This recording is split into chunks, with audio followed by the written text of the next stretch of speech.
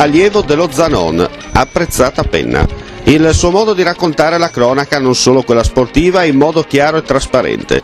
Visto che il tempo lo consente, utilizzare i viaggi per la scoperta di un nuovo futuro, da cui trarne spunto per raccontare qualcosa di nuovo, magari già vecchio, ma pochi conoscono. Edi Fabris, collaboratore del Piccolo e direttore responsabile del settimanale 3000 Sport, ha presentato al pubblico la sua ultima, in ordine di tempo, opera editoriale. Ieri sera presso l'aula magna dell'Istituto Tecnico Commerciale Zanon a Udine, dove tanti anni fa iniziò il suo percorso con l'amato mestiere.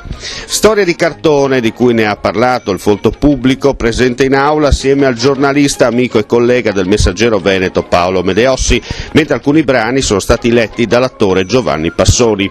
È un viaggio tutto da scoprire attraverso aneddoti e emozioni riportate in parole da un semplice cronista di provincia, mai sazio del suo lavoro, dove la pancia non è mai piena e la voglia di narrare i fatti stimola la voglia di prendere il computer, da cui il giornalista riporta nero su bianco il suo veder quotidiano.